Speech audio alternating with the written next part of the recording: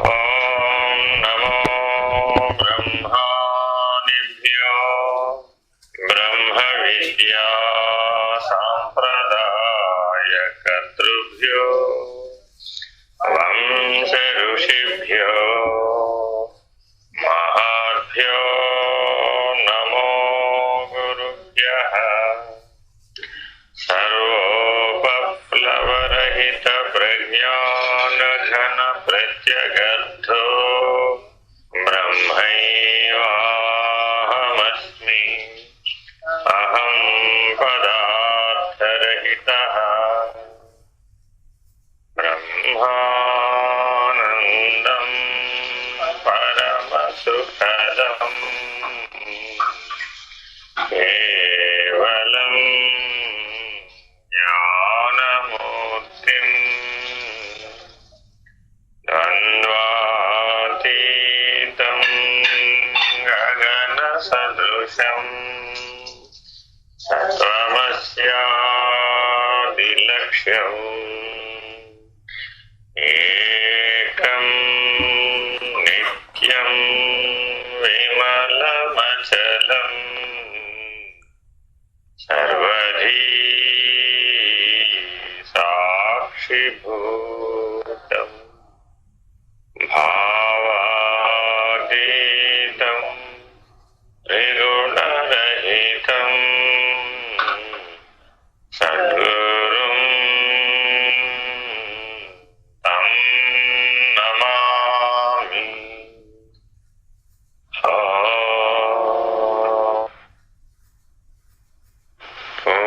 పూర్ణమద పూర్ణమిదం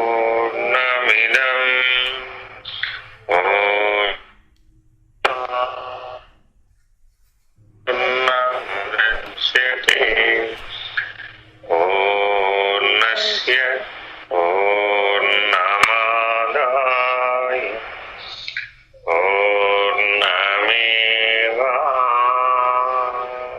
పూర్ణమేవావశిష్యతే.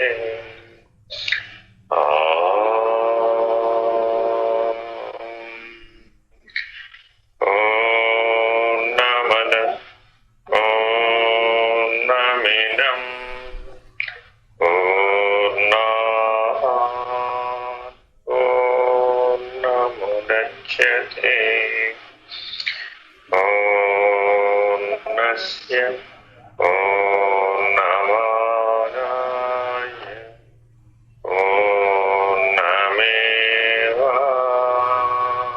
పూర్ణమేవావశిష్యతే. ఓం తత్సత్.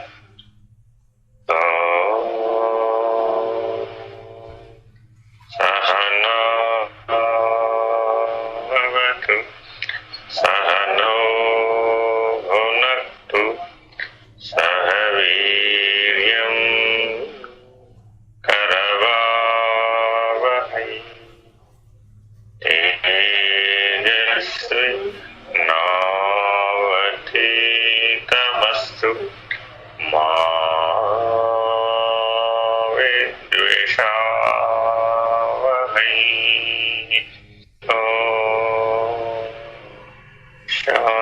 శాంతి శాంతి శాంతి. హరి ఓం శ్రీ గురుభ్యో నమః. హరి ఓం. కఠోపనిషత్తు 13వ పేజీ.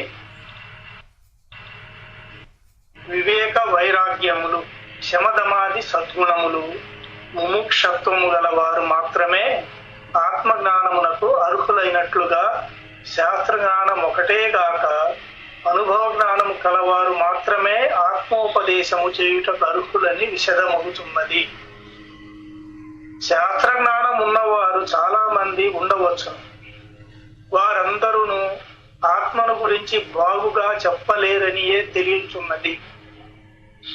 ఆత్మ సాక్షాత్కారమునర్చుకొనిన అనుభవ జ్ఞానులు మాత్రమే ఆత్మను గురించి చక్కగా బోధింపగలరు.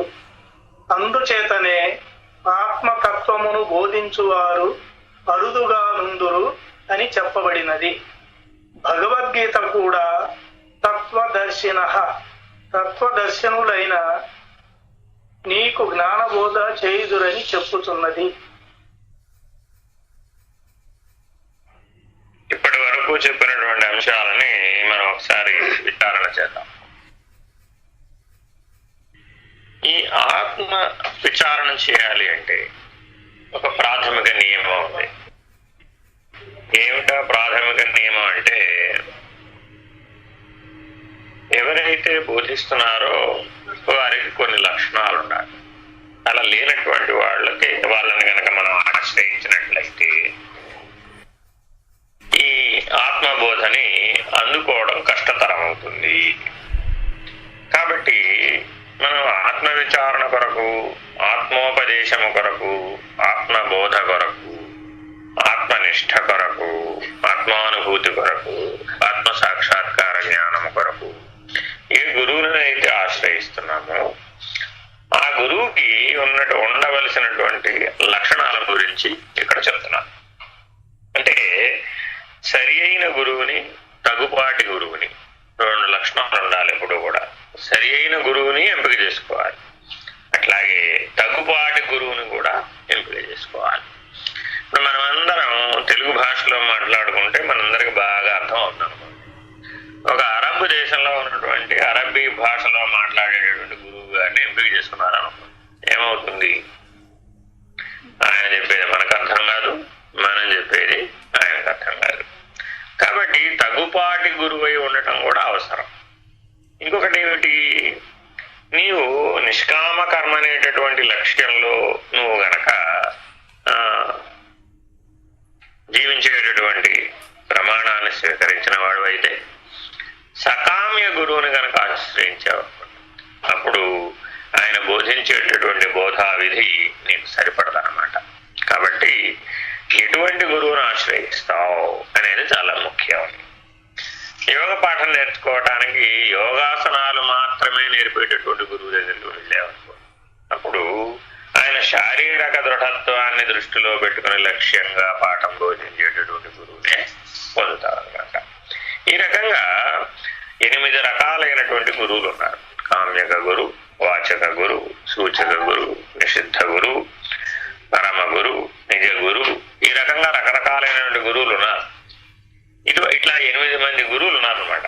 మరి ఈ 8 మంది రకాలైనటువంటి గురువులలో ఎవరిని ఆశ్రయించాలి అనే సందేహాన్ని ఈ లక్షణాలలో తీరుస్తున్నమాట. వివేక వైరాగ్యములు, శమాది సట్క సంపత్తి, ముముక్షత్వము. అంటే సాధన చతుష్టయ సంపత్తి యందు నిష్ణాతుడైనటువంటి వాడిని ఆశ్రయించాలి. నిత్యానిత్య వస్తు వివేకము, ఇహముత్రార్థ ఫలభోగ విరాగం, శమాది షట్క సంపత్తి, ముముక్షత్వము. ఈ 4 లక్షణాలు కలవారు మాత్రమే ఆత్మజ్ఞానమునకు అర్హులు. వీటిలో ఈ 4 కాకుండా శాస్త్రజ్ఞాన విధానములు ఒకటి. అంటే అర్థం ఏమిటంటే, షడ్దర్శనాల యందు ప్రవేశం ఉన్న వాళ్ళందరూ గురువులే. అంటే సాంఖ్య, మీమాంస, ఉత్తర మీమాంస, పూర్వ మీమాంస, యోగ, సాంఖ్య దర్శనము, యోగ దర్శనము, ఉత్తర మీమాంస, పూర్వ మీమాంస, న్యాయ దర్శనము, వైశేషిక దర్శనం. ఈ షడ్దర్శనాలు కూడా, ఈ షడ్దర్శనాల గురించి చెప్పేవాళ్ళు కూడా గురువులే. ఇంకేమిటట, ఇవి కాక షడ్శాస్త్రములు ఉన్నాయి. అంటే వ్యాకరణము ఇత్యాది శాస్త్రములు, ధర్మశాస్త్రములు, వ్యాకరణ శాస్త్రము, జ్యోతిష్ శాస్త్రము, జాతక శాస్త్రము, ప్రశ్నా శాస్త్రము, ఇట్లాంటి కామ్యక పద్ధతులుగా ఉండేటటువంటి అంశాలతో కూడుకున్నటువంటి శాస్త్రములు కూడా ఉన్నాయి. కాబట్టి మరి ఆయా ఒక ఆయన దగ్గరకు వెళ్ళారనుకోండి, ఏమంటే మీకు ఆ గ్రహాలు బాగలేదు, ఈ గ్రహాలు బాగలేదు, ఆ గ్రహాల శాంతి కొరకు ఇలా చేయండి, ఈ గ్రహాల శాంతి కొరకు అలా చేయండి, ఆ రకమైన ఉపాసనా విధిని అనుసరించండి అనేటటువంటి పద్ధతిగా ఉండే ఆయన దగ్గరికి వెళ్ళి, ఏమంటే మీరు ఆత్మోపదేశం చేయండి, ఆత్మనిష్ట నాకు కావాలి, ఆత్మ సాక్షాత్కార జ్ఞానం కావాలి అని అడిగారు అనుకోండి, అది సాధ్యమయ్యేటటువంటి అంశం కాదు. కాబట్టి శాస్త్ర జ్ఞానం ఈ ప్రపంచంలో అందరికీ ఆత్మ విషయం మీద ఎంతో కొంత పరిజ్ఞానం ఉంటుంది. ఆత్మ ఉన్నది అని అందరూ ఒప్పుకుంటారు. కానీ స్వయముగా ఆత్మనిష్ట, స్వయముగా ఆత్మానుభూతి కలిగినటువంటి వారిని ఆశ్రయించినప్పుడు వారు మాత్రమే దాని గురించి సరి అయినటువంటి బోధని అందించగలుగుతున్నారు. కాబట్టి శాస్త్ర పరిజ్ఞానం ఒక్కటే సరిపోవడం లేదు. ఏమండి, నేను మా గురువు గారి దగ్గర 30 సంవత్సరాల పాటు ఉపనిషత్తులు అధ్యయనం చేశాను, బ్రహ్మసూత్రాలు అధ్యయనం చేశాను, కాబట్టి నేను బోధిస్తాను అన్నారనుకోండి, మంచిదే, స్వీకరించవచ్చు. ఇలాంటి ప్రయత్నం మనం హైదరాబాద్లో చేశాం. మాండూక్యోపనిషత్తు చెప్పారు, ఒక వారం రోజుల పాటు 10 రోజుల పాటు రెగ్యులర్గా పాఠం చెప్పారు. గురువు గారు ఏం చెప్పారో అదే చెప్తారు, మక్కి అక్షర దోషం లేకుండా యథాతథంగా చెప్తారు. వాళ్ళు ఏం ధారణ చేశారో ఆ ధారణ చేసిన దానిని చెప్తారు. అయ్యా, తమకు ఆత్మానుభూతి కలిగిందా, తాము ఆత్మనిష్ఠులేనా, మాకు ఆ రకమైనటువంటి అనుభవపూర్వకమైనటువంటి నిర్ణయాన్ని చెప్పగలరా అంటే ఇంకా మేము అది అందుకోలేదండి అంటారు. అంటే ఉపనిషత్ పాఠం పూర్తి అయిపోయింది కానీ ఆత్మానుభూతి జరగలేదు అంటే ఏమైనట్టు, లక్ష్యం సిద్ధించలేదు. కాబట్టి శాస్త్రజ్ఞానం అవసరమే, ఆత్మానుభూతికి ఆత్మ విచారణకు శాస్త్రజ్ఞానం అనేది అవసరమే, అనవసరం కాదు. కానీ ఒట్టి శాస్త్రజ్ఞానమే సరిపోదు. కాబట్టి అనుభవ జ్ఞానం కలవారు మాత్రమే ఆత్మోపదేశము చేయుటకు అర్హులు. అందుకని నచికేతుడు ఈ వైవస్వతుని ఆశ్రయించాడు ఆచార్యుడిగా. ఎందుకంటే ఇంతకు మించినటువంటి ఉత్తమమైనటువంటి గురువు లేడు కాబట్టి. ఇంకేమిట, ఆత్మ గురించి బాగుగా చెప్పలేరనియు తెలియచున్నది. మీకు నేను ఒక ఉదాహరణ చెప్తా.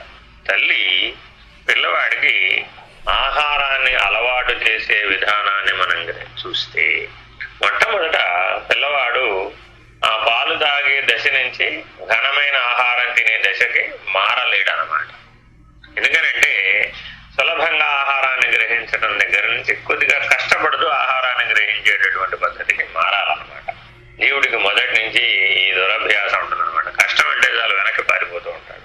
అన్నం అయినా సరే అంతే. కాబట్టి చాలా మంది పెద్దవాళ్ళు అయిన తర్వాత కూడా ఇంకా చాక్లెట్లు తింటూనే ఉంటారు. కారణం ఏమిటంటే అవి సులభంగా తినొచ్చు కాబట్టి. కొద్దిగా కష్టతరమైన ఆహారాన్ని తినవలసిన అగత్యం వచ్చినప్పుడు వెనకంజ వేస్తూ ఉంటారు అన్నమాట. కష్టపడాలంటే జీవుడికి విముఖత కలుగుతుంది అన్నమాట. తల్లి ఏం చేస్తుందంటే మొట్టమొదట ముందు తాను తిన్నట్టు నటిస్తుంది, బాగున్నట్లుగా కూడా భావ వ్యక్తీకరణ చేస్తుంది. ఆ భావ వ్యక్తీకరణని పిల్లవాడు అందుకుంటాడు. ఎందుకంటే పిల్లవాడికి అప్పటికే భాష రాదు. 6 నెలల వయసు దాటేటప్పటికి ఘనాహారం పెట్టాలి. మరి ఘనాహారం పెట్టేటప్పుడు అది బాగుందని ఆ పిల్లవాడికి అర్థమయ్యేట్టు చెప్పాలి. మరి ఎట్లా చెప్తుంది అంటే భావ వ్యక్తీకరణ ద్వారా, అనుభూతిని వ్యక్తీకరించడం ద్వారా, అవసరమైతే తాను తిని చూపిస్తుంది. తద్వారా ఓహో వాడికి తెలుస్తుంది అన్నమాట, ఇది తినే వస్తువే అనేటటువంటి అర్థం తెలుస్తుంది. అట్లా 1, 2, 3, 4, 5 అట్లా వస్తువులను పెంచుకుంటూ పోతుంది. ఆహార పదార్థాలను మార్చుకుంటూ పోతుంది. ఆహార పదార్థం మార్చినప్పుడల్లా ఈ సమస్య వస్తుంది. వాటిలో కొన్నిటికి అతను ఒప్పుకుంటాడు, కొన్నిటికి ఒప్పుకోడు. కారణం ఏమిటి అంటే స్వభావరీత్యా అతనికి కొన్ని రుచుల ఎడల కలిగినటువంటి విముఖత. తత్ప్రభావం చేత కొంతమంది పాలన తింటారు, కొంతమంది మజ్జిగాన తింటారు, కొంతమంది ఆ 2 తినరు, కొంతమంది కేవలం పప్పన్నమే తింటారు, కొంతమంది పచ్చడన్నమే తింటారు. చిన్నపిల్లలు కూడా 6 నెలలప్పుడు కూడా పచ్చడన్నం తినేస్తారు. మరి ఆ రకమైన స్వభావం వాడిలో బలంగా ఉంటుందన్నమాట. వాడు సాత్వికమైన ఆహారాలను కొంతమంది ఇష్టపడేవాళ్ళు ఉంటారు, కొంతమంది రాజసికమైన ఆహారాలను ఇష్టపడేవాళ్ళు ఉంటారు, కొంతమంది తామసికమైన ఆహారాలను ఇష్టపడేవాళ్ళు ఉంటారు. మరి వాడికి ఏ రకమైనటువంటి బుద్ధి వికాసం లేకపోయినప్పటికీ ఆయా ఆకర్షణ బలం వాడి లోపల ప్రజ్ఞ మీద, చైతన్యం మీద ఆచ్ఛాదితమై పనిచేస్తూ ఉంటుంది. తత్ప్రభావం చేత ఆ స్థాయి నుంచే ప్రియాప్రియములు ఏర్పడటం మొదలైంది. మరి ఆ ప్రియాప్రియముల ప్రభావం చేత జీవితం అంతా ఎలా ఉంటాడు, అవే బలవత్తరంగా మారిపోతాయి. ఎదిగినా కూడా మార్చుకోలేనంతగా ప్రతిబంధకములు అయిపోతాయి. కొన్ని ప్రతిబంధకములైతే 8 ఏళ్ల మార్చలేము. ఏమన్నా మారితే 8 ఏళ్లకు మారాలి. అప్పుడు కూడా మారలేదు అనుకోండి, ఇక 16 ఏళ్లకు మారాల్సిందేవాడు. 16 ఏళ్లకు కూడా కొంతమంది మారని వాళ్ళు ఉంటారు జీవితకాలంలో. అప్పుడు 24 ఏళ్లకు మారాల్సిందే. ఈ 8 అనే సంఖ్యామానం మీద నడుస్తూ ఉంటుంది అన్నమాట.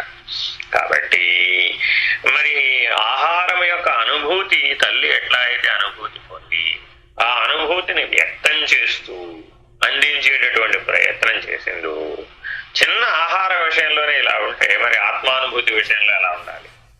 దాన్ని మాటలతో ఎలా చెప్తాం? ఒకవేళ చెప్పినా తద్దూరే తన్నైదూరే అంటే దానికంటే దూరం లేదు, దానికంటే దగ్గర లేదు. తన్నైజతి దానికంటే ఎంతో ప్రయాణం చేసినా కానీ అది దొరకదు, అసలు ప్రయాణమే చేయకుండా కూడా దొరుకుతుంది. ఇలాంటి పద్ధతిలో ఆత్మ వస్తువు గురించి చెప్పడం జరుగుతుంది. ఇది నిత్య వస్తువు అంటే. మరి ఎప్పుడూ ఉంది, ఎప్పుడూ లేదు, ఎల్లప్పుడూ ప్రకాశిస్తోంది, ఎప్పుడూ ప్రకాశించదు. ఇలాంటి తద్భిన్న వ్యతిరేక లక్షణాలను ఒకే చోట ప్రతిపాదిస్తూ ఆత్మ గురించి చెప్పబడుతూ ఉంటుంది. మరి ఈ రకంగా ఒకేసారి చెప్పినప్పుడు సరి అయినటువంటి విధానం అందుకోలేనటువంటి పరిస్థితులు ఏర్పడతాయి. కాబట్టి ఆత్మానుభూతి పొందినటువంటి మహానుభావులు ఎవరైతే ఉంటారో వారు మాత్రమే ఆత్మను గురించి చక్కగా బోధించగలుగుతారు. అందుచేతనే ఆత్మతత్వమును బోధించువారు అరుదుగా నుండురు. మీరు 1,000,000 మంది గురువులని జీవితంలో గురువు అన్న వాళ్ళందరి దగ్గరికి వెళ్ళారనుకోండి, గురువులందరూ గురువులే, ఎవరు కాదనలేదు. కానీ ఇందులో అనేక రకాలైనటువంటి గురువులు ఉన్నారని ముందే చెప్పుకున్నాం కదా. వాళ్ళందరిలో కూడా ఒకానొకడు మాత్రమే కేవలము ఆత్మానుభూతి గురించి మాత్రమే పాఠం చెప్పేటటువంటి వాళ్ళు ఉంటారు. వాళ్ళ దగ్గరికి మిగిలిన అంశాలను స్పృశించారనుకోండి, ఏం ప్రయోజనం లేదు. వాళ్ళ దగ్గర ఆ షాప్లో అవి దొరకవు అనమాట. వజ్రాల షాప్కి వెళ్ళి ఏమండి కందిపప్పు ఇస్తారా, పెసరపప్పు ఇస్తారా అంటే వాళ్ళు ఇస్తారా? ఇవ్వరు కదా. మా దగ్గర అటువంటివి లేవండి, ఆ షాప్ లేదు మా దగ్గర అంటారు. అట్లాగే ఆత్మానుభూతి, ఆత్మోపదేశము, ఆత్మనిష్ట, ఆత్మ సాక్షాత్కార జ్ఞానము, జ్ఞాన మార్గమునకు సంబంధించినటువంటి బోధా విధిని అనుసరించేటటువంటి వాళ్ళు ఎవరైతే ఉన్నారో వాళ్ళని మీరు ఎన్ని సంవత్సరాలు ఆశ్రయించినా, ఎన్ని రకాలుగా స్పృశించినా, ఏ కాలంలో అయినా సరే వాళ్ళు కేవలం జ్ఞాన మార్గానికి సంబంధించినటువంటి అంశాలను మాత్రమే బోధిస్తారు. మిగిలిన అంశాల వాళ్ళ దగ్గర ప్రయోజనం లేదు. అటువంటి భగవద్గీత కూడా ఏం చెప్తుంది? జ్ఞానినా తత్వదర్శన. జ్ఞాని అని చెప్పాలి అంటే అతడు తత్వదర్శి అయి ఉండాలి. ఉపదేశంతే జ్ఞానం జ్ఞానినా తత్వదర్శన పరిప్రశ్నేన సేవయ అనే శ్లోకంలో ఉంటుంది అనమాట. ఇది మీరు అనుసరించి ఆశ్రయించేవాడు కూడా పరిప్రశ్నతో ఆశ్రయించాలి. బోధించేటటువంటి జ్ఞాని తత్వదర్శి అయినప్పుడు మాత్రమే ఆ రకమైనటువంటి దర్శన శాస్త్రాన్ని నీకు అనుభూతి జ్ఞానం ద్వారా అందిస్తాడు. ఈ రకమైనటువంటి లక్షణాలు ఆశ్రయించేటటువంటి శిష్యుడిలోను, బోధించేటటువంటి గురువులను సుస్పష్టంగా ఉండాలి అనేటటువంటి అధికారిత్వాన్ని గురించి సమదర్శి అయినటువంటి తత్వవేత్త అయినటువంటి వైవస్వతుడు యమధర్మరాజు నచికేతుని యందు ప్రస్తావిస్తూ ఉన్నారు. తర్వాత నచికేత, ఆత్మ జ్ఞానము లేని సామాన్య మానవుని చేత ఈ ఆత్మతత్వము ఉపదేశింపబడినను అట్టి ఉపదేశము పొందిన వానికి ఎన్ని విధముల ఆలోచించినను ఈ ఆత్మతత్వము తెలియబడదు. ఆత్మ సూక్ష్మ పదార్థముల కన్నా అతి సూక్ష్మమైన దగుట చేత శాస్త్ర జ్ఞానము చే తర్కించుటకు లేక ఊహించుటకు వీలు కానిది. ఆత్మ సాక్షాత్కారము పొందిన ఆచార్యుని చేత బోధింపబడిన వ్యక్తికి ఆత్మ విషయమున ఉన్నదా లేదా అను సంశయములు నివృత్తి అయి ఆత్మజ్ఞానము కలుగును. అనుభవ జ్ఞానహీనులు ఆత్మను గురించి బోధించిన గ్రుడ్డివారు ఏనుగును గురించి వర్ణన చేసినట్లుగానే ఉండును. ఆత్మ విషయక జ్ఞానము తర్కము చేత త్యజింపరాదు. వంట ఇంటి నుండి వచ్చు పొగను చూచి నిప్పు లేనిదే పొగరాదని తర్కించి వంట ఇంటిలో నిప్పున్నదని ఊహించుతున్నాము. కాని ఆత్మ అతి సూక్ష్మ మగుట వలన ఆత్మ విషయక చిహ్నములు ప్రత్యక్షము కావు. అందుచేత తర్కము మూలమున ఆత్మను తెలుసుకొనలేము. ఇప్పుడు కొన్ని అంశాలని మరలా ప్రస్తావిస్తున్నారు. ఏ ఉపనిషత్తు అయినా కూడా షడ్ ప్రమాణ సహితంగా బోధించబడుతూ ఉంటుంది. ఇప్పుడు ప్రత్యక్ష ప్రమాణాన్ని స్వీకరించారనమాట. మనకి ప్రత్యక్ష ప్రమాణం అంటే అర్థం ఏమిటంటే ఇంద్రియముల ద్వారా తెలుసుకోగలిగినదంతా ప్రత్యక్ష ప్రమాణమే. చూడటం ద్వారా గాని, వినటం ద్వారా గాని, స్పృశించడం ద్వారా గాని, రుచి చూడటం ద్వారా గాని, లేదా వాసన చూడటం ద్వారా గాని, ఈ రకమైనటువంటి శబ్ద స్పర్శ రూప రస గంధాత్మకమైనటువంటి జ్ఞానేంద్రియముల ద్వారా మనం గ్రహించేదంతా ప్రత్యక్ష ప్రమాణం. మరి ఆత్మని వీటితో నిర్ణయించవచ్చా అంటే ఆ అవకాశం లేదు. ప్రత్యక్ష ప్రమాణంగా ఆత్మను నిరూపించలేము. అంటే ఎలాగండి? ఆత్మ కదలదు, మొదటి లక్షణం. రాయి కదలదు. మన కదలను భూమండలం మీద ఏం తెలుసు అంటే రాళ్ళు కదలవు, కొండలు కదలవు. ఆత్మ కొండ వలె ఉంటుంది అన్నాం అనుకోండి, తప్పు పోయి. ఆత్మ అన్నింటినీ కదిలించగలదు అన్నాం.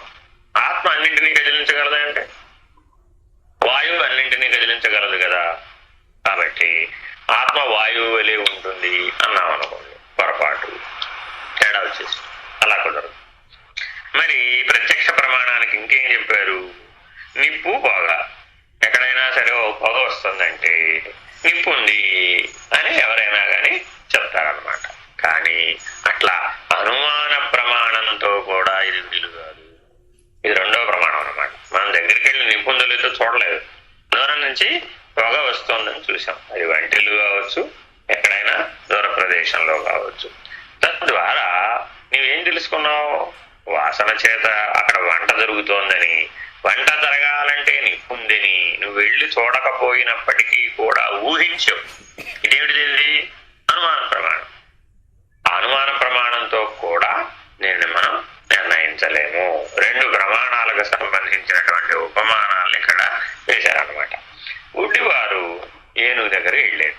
నలుగురు గుడ్డివారు ఏనుగు దగ్గరికి వెళ్ళారు. నాలుగు వైపుల నుంచి ఈ ఏనుగురు పట్టుకున్నాడు. ఒక ఆయన తొండాన్ని పట్టుకున్నాడు. పట్టుకుని ఏమన్నాడు? ఏనుగంటే మెత్తగా ఉంటుంది అన్నాడు. ఒక ఆయన తోకాన్ని పట్టుకున్నాడు. ఏనుగంటే కుచ్చులాగా ఉంటుంది అన్నాడు. ఒక ఆయన కాళ్ళను పట్టుకున్నాడు. ఏనుగంటే స్తంభము వలె ఉంటుంది అన్నాడు. ఒక ఆయన ప్రయత్నించి ఏనుగు మీదకి ఎక్కాడు. ఏనుగంటే ఎత్తుగా ఉంటుంది అన్నాడు. అప్పుడు ఏమైంది?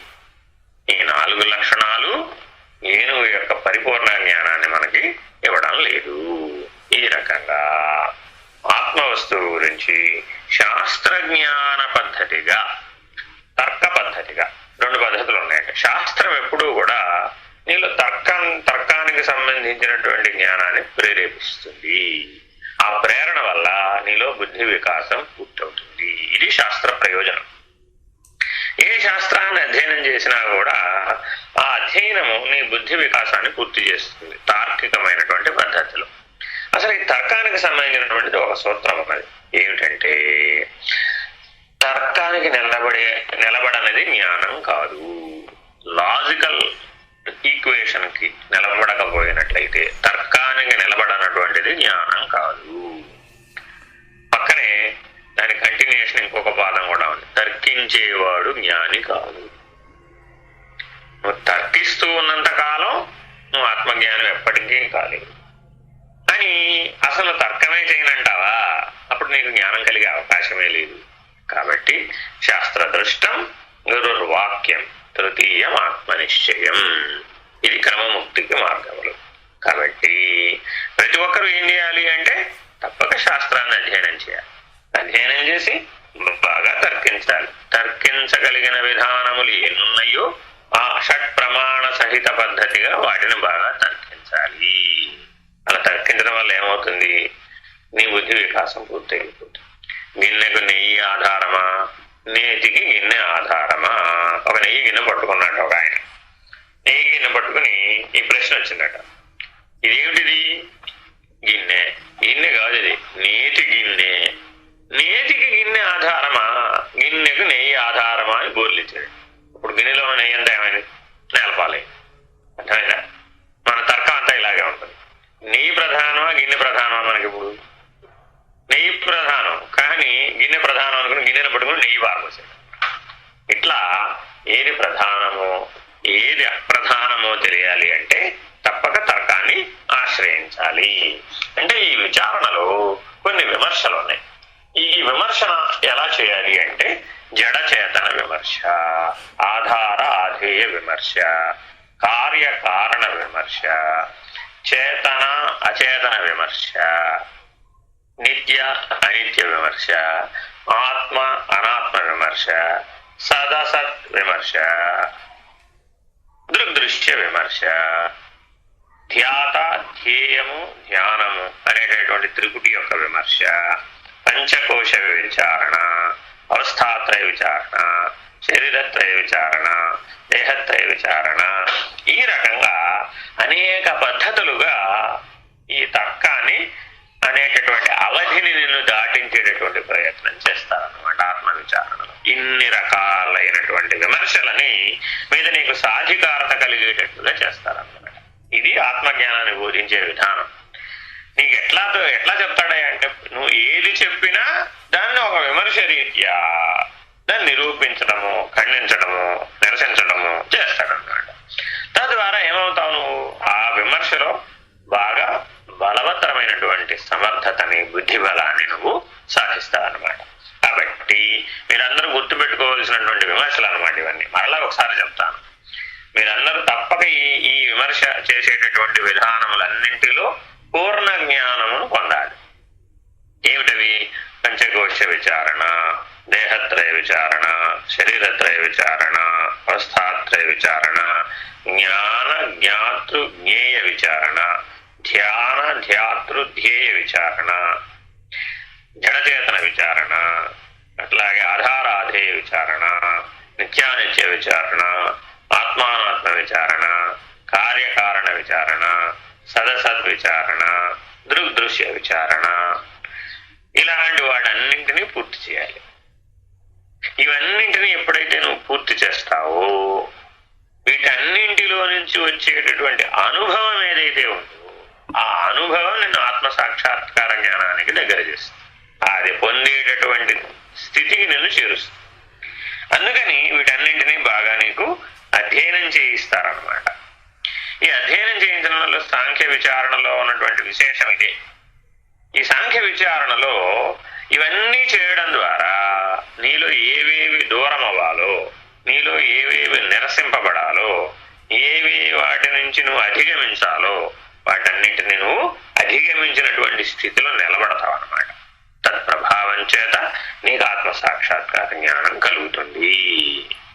ఈ రకంగా నడిపేటప్పుడు అనుభవ జ్ఞానం చాలా ముఖ్యము. ఎందుకని అంటే ఆత్మ సూక్ష్మాతి సూక్ష్మము. ఎందుకని మాట్లాడుతున్నారంటే సూక్ష్మము, సూక్ష్మతరము, సూక్ష్మతమము. ఇంకా ఆత్మ కంటే సూక్ష్మమైనది లేదనమాట. అది సర్వవ్యాపకము, అన్నింటికంటే సూక్ష్మము. మరి చిహ్నముల ద్వారా దాన్ని ప్రత్యక్షమయ్యేటట్లు చేయగలుగుతామా అంటే అర్థం ఏమిటి? సరే, ఇక్కడి నుంచి ఇప్పుడున్న వ్యవస్థలో అనేక దేశాలలో అనేక రకాలైనటువంటి చిహ్నాల ద్వారా ఈ జ్ఞానాన్ని, దివ్యత్వాన్ని వ్యక్తీకరించేటటువంటి ప్రయత్నాలు చేస్తూ ఉంటారు. కానీ అవేవి సత్యానికి, ఆత్మానుభూతిని నిర్ణయించలేవు. అంటే అర్థం ఏమిటి? ఒక ఆయన ఒక చేతిలో కొబ్బరికాయ పెట్టుకుని ఉంటాడు. ఒక ఆయన దాన్ని తీక్షణంగా చూస్తూ ఉంటాడు. చూడగా చూపు ద్వారా దానిని ప్రేరేపించడం ద్వారా చేతిలో ఉన్న కొబ్బరికాయ కనబడదు. ఇప్పుడు ఆయనకు ఆత్మానుభూతి ఉన్నట్టేనా? ఒక ఆయన కళ్ళకు గంటలు కట్టుకుని తన ఎదురుకుండా ఉన్న పుస్తకంలో ఉన్నటువంటి దానంతా చదివేస్తాడు. దీన్ని బ్లైండ్ రీడింగ్ అంటారు. మరి ఆయనకు ఆత్మానుభూతి ఉన్నట్లేనా? ఒక ఆయనకి దూరశ్రవణ విద్య ఉంటుంది. అంటే వాళ్ళ ఫోన్లో మనం ఎట్లా మాట్లాడుకుంటున్నామో ఆయన ఫోన్ సహాయం లేకుండా తెలుసుకోగలుగుతాడు. అలాంటి దూరశ్రవణ విద్య ఉన్నటువంటి వాళ్ళు ఉంటారు. అలాగే కొంతమందికి ఏదైనా ప్రశ్నిస్తే ఆ ప్రశ్నకి సమాధానం ఇన్వోకింగ్, ఇంట్యూషన్ అంటారు దీన్ని. ఈ ఇంట్యూషన్ ద్వారా చెప్పేటటువంటి విధానం ఒకటి. అలాగే కొంతమందికి ట్రాన్సెండెంటల్ మెడిటేషన్ అంటారు. అంటే ఒకరి చేతిలో వాహకంగా పనిచేసేటటువంటి సమర్థత కొంతమంది మానసిక వ్యవస్థలలో ఉంటుంది. అట్టి మానసిక వ్యవస్థ కలిగినటువంటి వాళ్ళు తప్పక ఏం జరుగుతుందంటే ఆ మానసిక వ్యవస్థల నుంచి వాళ్ళు ప్రేరణను ఎవరో మ్యూట్ ఆన్ చేశారమ్మా. ప్రేరణను పొంది ఆ ప్రేరణ ద్వారా వాళ్ళు సమాధానాలు చెప్తూ ఉంటారు. ఈ రకమైనటువంటి అనేక రకాలైనటువంటి సూక్ష్మ ప్రజ్ఞా పరిధిలో ఈ ప్రజ్ఞకి చైతన్యానికి ఉన్నటువంటి వలయాలలో చిట్ట చివరి వలయాలలో ఔటర్ పెరిఫరీ అంటారు అన్నమాట. అంటే సూక్ష్మం అనగానే ఇలాంటివన్నీ మొదలైపోతాయి అన్నమాట. సూక్ష్మం అనగానే అనేక రకాలైన శక్తులు, అనేక రకాలైనటువంటి స్థూలానికి అతీతమైనటువంటి అతీత శక్తులు అంటారు. అంటే అతీతం అంటే దేనికి అతీతం అంటే స్థూలానికి అతీతం. అంటే మన కళ్ళు, మన చెవులు, మన ముక్కులు, మన స్పర్శ, మన నోరు, ఈ జ్ఞానేంద్రియాలు కర్మేంద్రియాలు తెలుసుకోగలిగిన దానికంటే అతీతమైనటువంటిది అవతలది. అలాంటివి ఏదైనా వచ్చినప్పుడు వాళ్ళు అవి చేయగలుగుతారు అనుకోండి. మరి వీటి ద్వారా ఆత్మ ఉన్నదని నిరూపించతగునా అంటే అట్లాంటి వాటి వల్ల ఆత్మ యొక్క సాక్షాత్కార జ్ఞానాన్ని పొందలేము, ఆత్మానుభూతిని పొందలేము. మరి ఎలాగండి నిరూపణ అంటే ఇదంతా గుడ్డివాడు ఏనుగును పట్టుకున్న రీతి. వాళ్ళు పట్టుకున్నది ఏనుగును కాదా, అవి ఏనుగు లక్షణాలు కావా అంటే ఒకానొక అంశీభూతములే. ఆత్మ పెద్ద అగ్నిస్వరూపం అనుకోండి, సూర్యుడు వంటి అగ్నిస్వరూపం అనుకోండి. అందులో నుంచి వెడలుతున్నటువంటి విస్ఫులింగములు, నిపురవలు ఏవైతే ఉన్నాయో అలాంటివి ఈ మహిమలు, విభూతులు. ఈ విభూతులన్నీ ఈశ్వర విభూతులు అన్నమాట. ఆ ఈశ్వర స్థితి కలిగే ముందు ఇలాంటి విభూతులు సూక్ష్మంలోనూ ప్రవేశించావు అనేటటువంటి నిర్ణయం తెలియటం కోసం మాత్రమే ఉపయోగపడేటటువంటిది. వీటి వల్ల ఏం ప్రయోజనం లేదు. యథాతథమైనటువంటి ఈశ్వరత్వం ఎటువంటిదంటే సహజ సూర్యప్రకాశము వంటిది. దాని యందు ఏ రకమైన మహిమలు, ఏ రకమైన విభూతులు ఉండవు. ఎంతగా అయితే సమస్త సృష్టికి ఆధారభూతమై సర్వసాక్షి స్వరూపమై కర్మ సాక్షి స్వరూపమై సూర్యుడు ప్రకాశిస్తూ ఉన్నాడు, ఆ రకంగా ఆత్మ హృదయ స్థానంలో సహజంగా స్వచ్ఛంగా ఉన్నది స్వరూప జ్ఞానంతో. దానికి ఏ రకమైనటువంటి చిన్న చిన్న అంటే అర్థం ఏంటంటే 1 పైసా 2 పైసలు లాంటివి అన్నమాట. కోట్ల రూపాయల ఆస్తితో పోలిస్తే 1 పైసా 2 పైసలు అందులో భాగమేనా కాదా అంటే ఆ 1 పైసా 2 పైసలు కూడా భాగమే. కానీ కోటి రూపాయలతో పోలిస్తే 1 పైసా దేనికి ప్రయోజనం లేదు. కోహినూరు వజ్రానికి మనం పెట్టుకునేటటువంటి రంగురాళ్ళకి అది రాయే ఇది రాయే కదండి అంటే రాయే, ఎవరు కాదన్నారు. కానీ అనంత విశ్వంతో పోలిస్తే ఇవన్నీ ఎందుకు కొరగానటువంటివి, అంతేనా కాదా? భూమండలం మొత్తాన్ని, నవగ్రహాల మొత్తాన్ని మనం రంగురాళ్ళు పెట్టుకుని ఏమార్చగలుగుతామా? ఆలోచించి చూడండి. మానవుడికి భ్రాంతి ఎంత దూరం వచ్చేసిందయ్యా అంటే, ఏమండి మీకు కుజగ్రహ దోషం ఉంది కాబట్టి మీరు ఈ పచ్చ రంగు రాయి పెట్టుకోండి, ఆ దోషం పోతుంది అంటే ఆనందపడిపోతాడు. అంటే పచ్చ రంగు రాయి పెట్టుకుని నా కుజగ్రహ దోషం పోతుంది. ఈశ్వరానుగ్రహం కోసం ప్రయత్నిస్తే పోతుంది కానీ, ఎందుకని దైవానుగ్రహం ఉన్న గ్రహములేమి చేయండి. అందరూ ఈశ్వరుడి మీద ఆధారపడి ఉన్నారు. సమస్త సృష్టి ఈశ్వరాధారంగా అంతే తప్ప ఎవరికి వారు వ్యక్తిగతంగా ఎవరు ఏమి చేయలేరు. మరి అట్టి ఈశ్వరానుగ్రహం కోసం నువ్వు తపమో, జపమో, ఆచరణో, విధానమో, ధ్యానమో, మరొక సాధనాక్రమమో ఆశ్రయించి నువ్వు ఈశ్వరానుగ్రహాన్ని పొంది నీ మనోబుద్ధులను అధిగమించి నువ్వు హృదయ స్థానంలో నిలబడేటటువంటి ప్రయత్నాన్ని చేయాలి. కానీ నీవు గుడ్డివాడు ఏనుగుని పట్టుకుని మెత్తగా ఉంది, కుచ్చు వలె ఉంది, స్తంభం వలె ఉంది, కొండ వలె ఉంది అనేటటువంటి తాత్కాలికమైనటువంటి అనుమాన ప్రమాణములతో పొగొస్తుంది కాబట్టి నింపుంది అని, ఇలాంటి ప్రత్యక్ష అనుమాన ప్రమాణములతో ఈ ఆత్మని నిర్ణయించటానికి వీలు కాదు.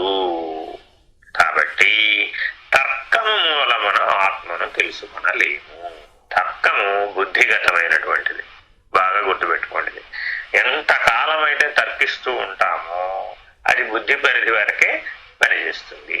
బుద్ధిగ్రాహ్యం అతీంద్రియం. ఈ బుద్ధిని ఎంతగా పెంచాలయ్యా, ఎంతగా ఓడించాలయ్యా, రెండు పనులు చేయాలి. నేనేమో బాగా పెంచాలి మొదటి దశలో, రెండో దశలో ఏం చేయాలట, ఓడించాలి. నీ బుద్ధిని నీవే ఓడించాలి.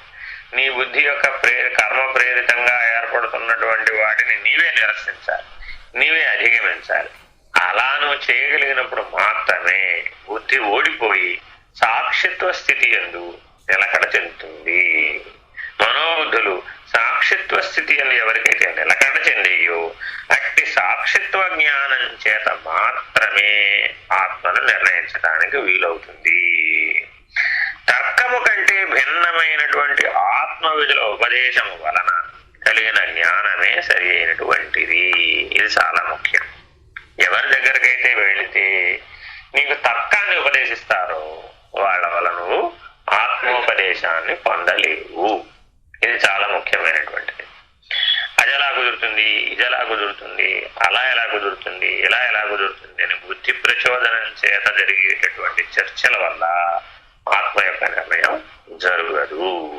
ఆత్మ నిర్ణయం జరగాలి అంటే మనోబుద్ధులు ఆగిపోయినటువంటి స్థితిలో, మనోబుద్ధులు హృదయ స్థానంలో సంయమించబడినటువంటి స్థితిలో, నిర్వాణ ప్రజ్ఞా స్థితిలో మాత్రమే ఇది సాధ్యమవుతుంది. అటువంటి నిర్వాణ ప్రజ్ఞను ప్రతి ఒక్కరూ పొందాలి అనేటటువంటి స్పష్టమైనటువంటి నిర్ణయాన్ని చెప్తున్నారు.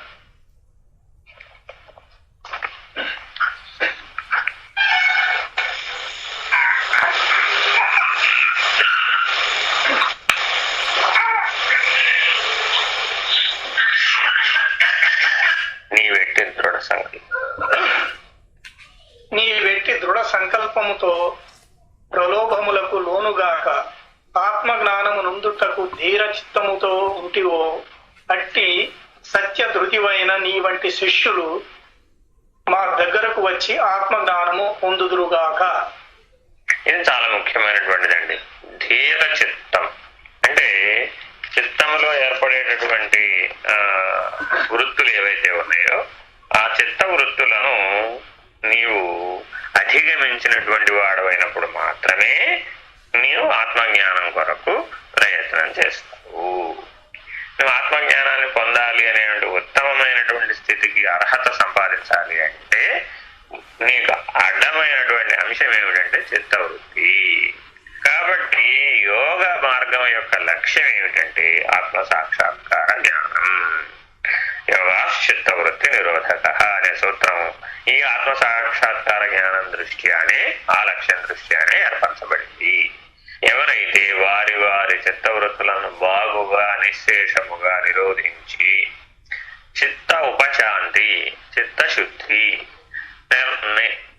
నిర్మలమైనటువంటి చిత్తము ఎవరైతే సాధిస్తారో వాళ్ళు మాత్రమే ఆచార్యుని, సరి అయినటువంటి ఆచార్యుని ఆశ్రయించి వాళ్ళు ఆత్మజ్ఞానమును పొందెదరుగాక అనేటటువంటి ఆశీర్పూర్వక వాక్యం అని ఇక్కడ వేశారన్నమాట.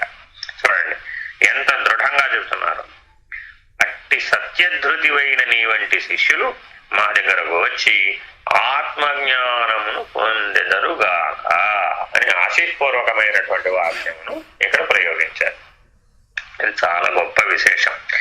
గురువు వాగ్దానం చేశాడు అంటే వాగ్దాన భంగం జరిగేటటువంటి అవకాశమే లేదు. అది ఈశ్వర నియతితో కూడుకున్నటువంటి అంశం అన్నమాట. కాబట్టి వారు సంకల్పించరు, వాగ్దానం చేయరు. అథవా వారు సంకల్పిస్తే, వారు వాగ్దానం చేస్తే దానికి ప్రతి అనేది సృష్టిలో ఉన్నదనమాట.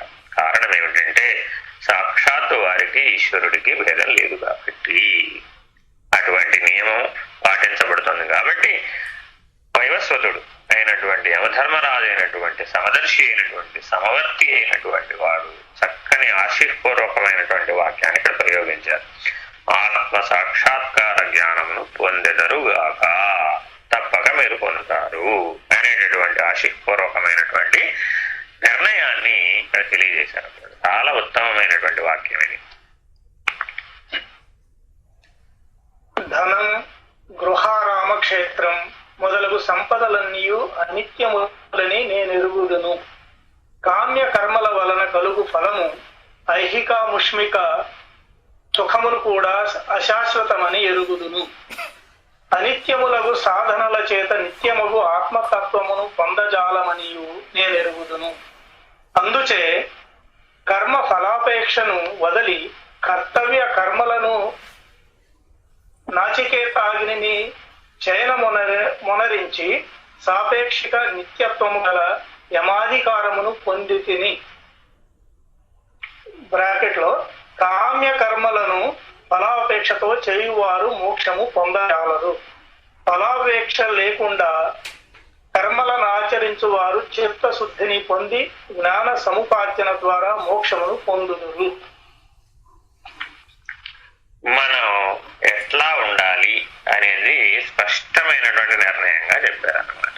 ఎవరికైతే ధనం మీద గాని, గృహం మీద గాని, ఆరామముల మీద గాని, క్షేత్రం మీద గాని, సంపదల మీద గాని, అనిత్యములు అంటే పరిణామం చెందేటటువంటి వాటిని ఏవైనా సరే కూడా సుఖం గాని దుఃఖం గాని ద్వంద్వానుభూతులు ఏవైనా సరే అనిత్యం కిందకే వచ్చేస్తాయి. వీటన్నింటినీ వీటి యందు ఆసక్తి ఎవరికైతే ఉంటుందో వాళ్ళు ఎప్పటికీ ఈ ఆత్మానుభూతిని పొందజాలరు. కాబట్టి మానవులందరూ తప్పక వీటి యందు విముఖత, వైరాగ్యం, నిరసించటం, ఆసక్తిని పోగొట్టుకోవడం, సంగత్వ దోషాన్ని పోగొట్టుకోవడం తప్పదు. చాలా అవసరం. అదే అధికారం అనేటటువంటి పద్ధతిని యమధర్మరాజు చెప్తున్నాడు.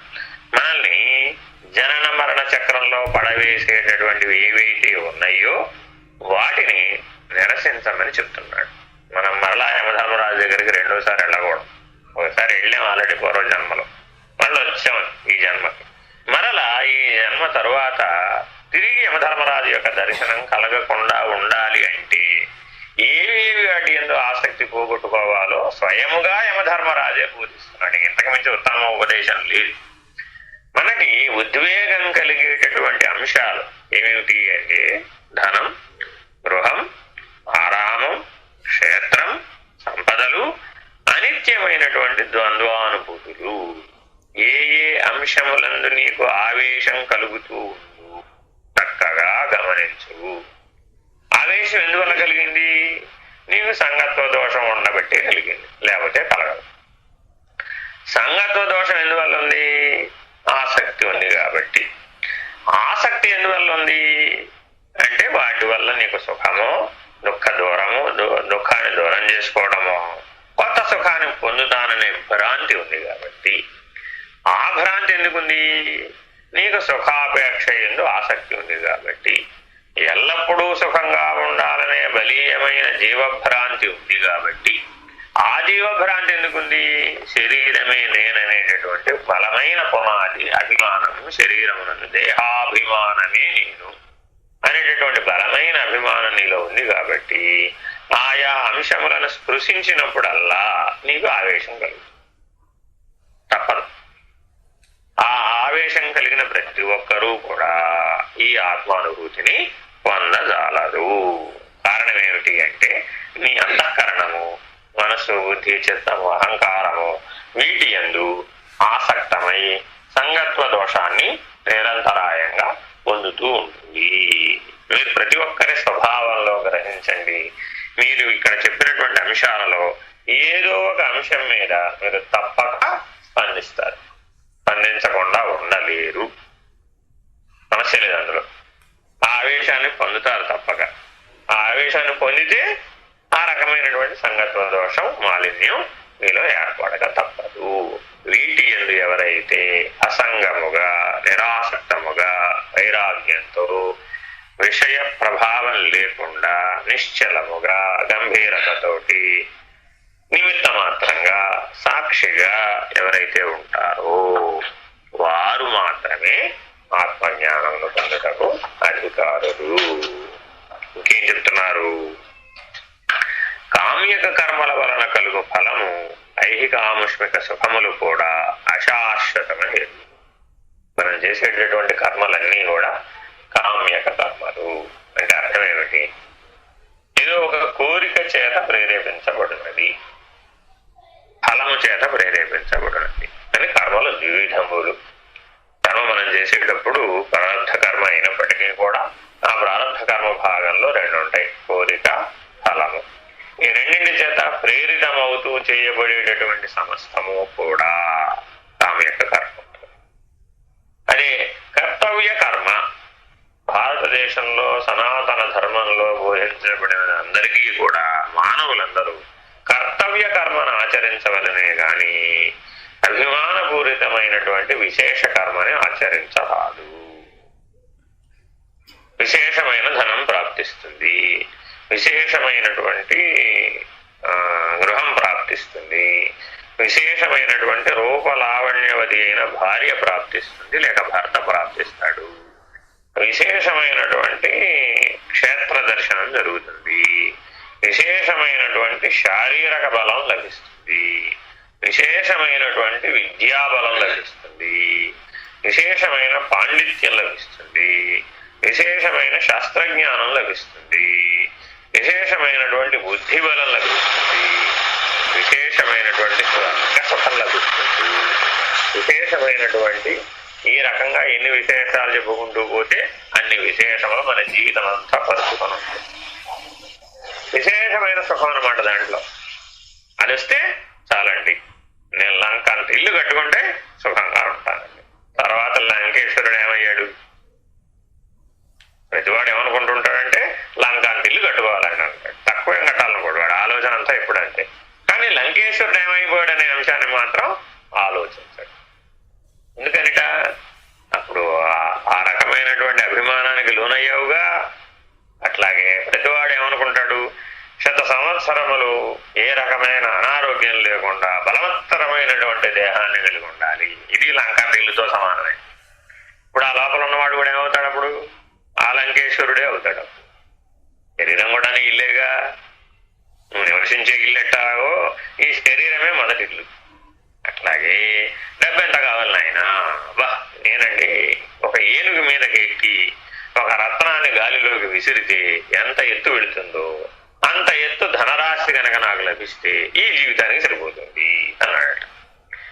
ఆ ధనం కిందే వాడు నలిగిపోతాడు అనమాట. ఎక్కడికో పోవాల్సగా వాడు నలిగిపోవడానికి ఎక్కడికే పోనక్కర్లా, ఆ ధనమే చాలు. కాబట్టి ఏవేవి అయితే నీ సుఖప్రాప్తికి అవసరమని నీవు నీ జీవితంలో నిర్ణయించుకున్నావో వాటి వలననే నీకు దుఃఖము తప్పదు. అట్లా అనుభోక్తం అవ్వటం సృష్టి ధర్మం. ఈవిడితో కలిసి జీవిస్తే నేను సుఖంగా ఉంటాను అని ప్రేమించాడు. ఏమైంది? ప్రకృతి యొక్క ధర్మం ఏం చేస్తుంది? ఆవిడ వలననే నీకు దుఃఖం ప్రాప్తించేటట్లుగా చేస్తుంది. చేస్తే ఏమైనప్పుడు ఆ పూర్వపు అభిమాన బలం అంతా కూడా దూరం అయిపోతుంది. కాబట్టి ఎవరితో అయితే దుఃఖం కలుగుతుందని నువ్వు అనుకుంటావో వారి వలన నీకు సుఖం కలిగేటట్లుగా చేస్తుంది. ప్రకృతి ఎప్పుడూ కూడా విలక్షణమైనటువంటిది అన్నమాట. నీ అభిమానమును పోగొట్టేటటువంటి పద్ధతిగానే ప్రకృతి యొక్క నియమాలు ఉన్నాయి. ఈ సత్యాన్ని గ్రహించాలి. కర్మవశాత్తు అంటూ ఉంటాం అన్నమాట. అంటే నువ్వు ఊహించనిది జరగడం కర్మవశాత్తు అని నీ అభిప్రాయం. కానీ నీ బుద్ధి బలం కూడా ప్రకృతిలో భాగమే. ఈ సత్యాన్ని గ్రహించాలి. కాబట్టి అనిత్యములైనటువంటి వాటిని నీవు ఆశ్రయించకూడదు. ఐహికము గాని ఆముష్మికము గాని. ఆముష్మికము అనిత్యం ఎట్లా అయిందండి అంటే స్వర్గలోక వాస సుఖము గాని యక్షలోక సుఖము గాని. చాలా మంది ఈ మధ్యకాలంలో కుబేరుని పూజించే వాళ్ళు ఎక్కువైపోయారు. ఎందుకంటే కుబేరుని పూజిస్తే ధనం బాగా ప్రాప్తించేస్తుందని అందరి అభిప్రాయం. అయితే ఆయన ఇంకొక అవకాశాన్ని కూడా ఇస్తాడు. ఆయన యక్షలోకాధీశ్వరుడు. ఆయన ఆ యక్షలోకంలో నీకు అవకాశాన్ని ఇస్తాడు. కానీ ఋషులందరూ కూడా రాజసికమైనటువంటి గుణధర్మం కలిగినటువంటి వాళ్ళు, అథవా వాళ్ళు రాక్షసులకు దగ్గరగా ఉండేటువంటి వాళ్ళు. కాబట్టి తమోగుణ సహకారాన్ని, తమోగుణ సహవాసాన్ని కలిగించేటటువంటి వాళ్ళు. మరి ఉత్తర జన్మలలో ఏమవుతావు? అప్పుడు జన్మరాహిత్య పద్ధతిగా వెళ్ళలేవు కదా, ఆత్మానుభూతికి చేరువ కాలేవు కదా. కాబట్టి ఎంతగా ఎవడైతే ఈ ధన, గృహ, ఆరామ, క్షేత్ర, అనిత్య, సుఖ, భోగ, సంపద, సుఖ, భోగ, సంపద వీటికి దూరంగా ఉండడం అని పరమహంస చెప్తున్నాడు. కాంత, కనకం ఇది చాలా ముఖ్యం. వీటికి ఎవరైతే దూరంగా ఉంటారో, వీటికి ఎవరైతే నిరసించుతూ ఉంటారో, వీటి యందు ఆసక్తి లేకుండా ఉంటారో, వీటి చేత ఉద్వేగం పొందకుండా ఉంటారు, ఆఖరికి స్వర్గ సుఖం చేత కూడా నీవు ప్రేరేపించబడకుండా ఉండాలి. అది కూడా కర్మఫలమే. కాబట్టి వాటిని అశాశ్వతములని ఎరగవలే. అతి ముఖ్యమైనదన్నమాట. శాశ్వతమైనటువంటి ఆత్మ దృష్ట్యా చూచినప్పుడు ఇవన్నీ కూడా అశాశ్వతములైనటువంటివి. వీటి ఎడల నీ అంతరంగాన్ని పోనటం, అంటే నీ అంతరంగాన్ని పని చేయించటం సరి అయినటువంటి పద్ధతి కాదు. అది జీవ పద్ధతి, ఆత్మభావ పద్ధతి కాదు. కావున ప్రయత్నించి ఇటువంటి పద్ధతిని విడనాడాలి. అందుచేత కర్మఫలాపేక్షను వదిలి కర్తవ్య కర్మలను నాచికేతాగ్ని చేయన మనరించి సాపేక్షిక నిత్యత్వం గల యమాధికారమును పొందింది. ఆయన అష్టదిక్పాలకులలో ఒకరిగా యమధర్మరాజుగా ఆయనకి ఆ స్థానం ఎలా లభించిందో ఇక్కడ స్పష్టంగా చెప్తున్నాడు. ఆయన వీటన్నింటినీ విసర్జించాడు. వీటన్నింటి ఎందు వైరాగ్యమును కలిగి ఉన్నాడు. ఇంకేం చేశాడు? కేవల కర్తవ్య నిష్ఠ మాత్రమే కలిగి ఉన్నాడు. ఆ కర్తవ్య నిష్ఠ చేత ఎవరి ప్రాణములను ఎప్పుడు హరించవలసి వచ్చినా, ఆఖరికి అవతార పురుషులైనా, శ్రీరామచంద్రుడైనా శ్రీకృష్ణమూర్తి అయినా సరే, కాలమాసన్నమైనప్పుడు వినయముగా అవతార పురుషుని వద్దకు వెళ్ళి, అయ్యా మీ సమయం పూర్తయింది, మీరిక అవతారాన్ని చాలించండి అని చెప్పేటటువంటి సమవర్తి యమధర్మరాజు. కాబట్టి నిర్భయత్వముతో, నిర్భీతితో, నిరంతరాయముగా, తాను సహజముగా సాక్షిగా నిలబడి కర్తవ్య కర్మను మాత్రమే ఆచరించేటటువంటి వ్యక్తి. ఇంకేమిట? మిగిలిన అంశాలన్నింటినీ నాచికేతాగ్ని సంచయనము, వాటి అందు సంచయనం అంటే బాగా గుర్తుపెట్టుకోండి, నిశ్శేషముగా లేకుండా చేయుట. ఇది సంచయనం అంటే అర్థం. ఎన్ని కర్మలను ఆచరించినా కూడా ఎంతో కొంత శేషభాగం మిగులుతుంది. ఆ శేషభాగాన్ని మొత్తాన్ని పట్టుకెళ్ళి నాచికేతాగ్ని అనేటటువంటి యజ్ఞంలో పూర్ణాహుతిగా నిశ్శేషముగా దగ్ధము చేయుట. సంచయనము అంటే నిశ్శేషముగా పోగొట్టుకొనుట. అటువంటి సంచయనం అనర్చడం చేతనే ఆయన సాపేక్షిక నిత్యత్వం గల యమాధికారమును పొందాడు. అంటే స్వయముగా ఈశ్వరుడేమో నిత్యుడు, ఈశ్వరునితో సమానమైనటువంటి నిత్యత్వం. సాపేక్షక నిత్యత్వం అంటే అర్థం అది. ఈశ్వరునితో సమానమైనటువంటి నిత్యత్వాన్ని పొందినటువంటి యమధర్మరాజు తనకు ఆ స్థితి ఎట్లా కలిగింది, ఆ ఈశ్వర నియమంతో ఈశ్వరునితో సమముగా వ్యవహరించగలిగేటటువంటి స్థితి ఎట్లా కలిగిందో ఈ అంశములందు బోధించేటటువంటి ప్రయత్నాన్ని మనకి చేశారు. ముఖ్యమైన అంశం ఏమిటంటే, కామ్య కర్మలను ఫలాపేక్షతో చేసేటటువంటి వారు మోక్షం పొందజాలరు. తీవ్ర మోక్షేచ్ఛ అనేది వీళ్లకు కలగదు. అతి ముఖ్యమైన విషయం. ఫలాపేక్ష లేకుండా కర్మలను ఆచరించేవారు అంటే నిష్కామ కర్మ చేత చిత్తశుద్ధి కలుగుతుంది. జ్ఞాన సముపార్జన ద్వారా మోక్షం కలుగుతుంది. ఈ రెండు చాలా ముఖ్యం. నిష్కామ కర్మ ద్వారా చిత్తశుద్ధి, ఆత్మ విచారణ ద్వారా ఆత్మ సాక్షాత్కార జ్ఞానం, జ్ఞాన సముపార్జన ద్వారా మోక్షం అనేది చాలా ముఖ్యం. ఈ రెండు జీవిత లక్ష్యాలను స్వీకరించి కామ్యక కర్మలను సదా త్యజించవలెను. త్యజించవలెను అంటే ఫల అపేక్షను త్యజించవలెను, ఫలాసక్తిని త్యజించవలెను. ఫల ప్రేరణ ద్వారా నువ్వు చేయరాదు. ఈ రకమైనటువంటి కర్తవ్యనిష్ట కలిగి ఉండాలి. తదుపరి చిత్తశుద్ధి ద్వారా నీవు ఆత్మజ్ఞానాన్ని పొందడానికి ప్రయత్నించాలి. తద్వారా జీవన్ముక్తిని నీవు పొందగలవాడవు. ఈ రకంగా నీవు తెలుసుకోవలసింది అని యమధర్మరాజు నచికేతునికి బోధించున్నాడు. హరి ఓం శ్రీ గురుభ్యో నమః. హరి ఓం. పూర్ణమదః పూర్ణమిదం పూర్ణాత్ పూర్ణముదచ్యతే పూర్ణస్య పూర్ణమాదాయ పూర్ణమేవావశిష్యతే.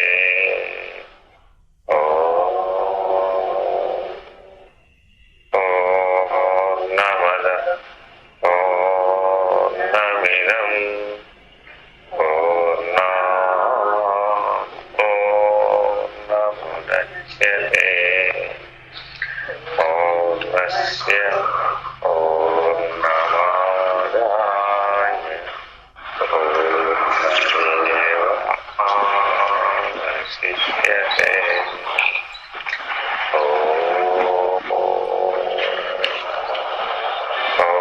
పూర్ణమదః పూర్ణమిదం పూర్ణాత్ పూర్ణముదచ్యతే పూర్ణస్య పూర్ణమాదాయ పూర్ణమేవావశిష్యతే.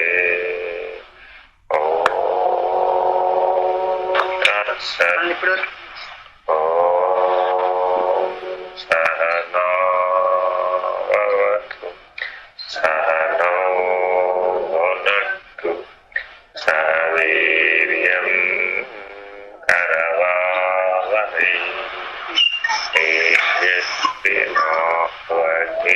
తేజస్వినావధీతమస్తు మా విద్విషావహై. శాంతి శాంతి శాంతి.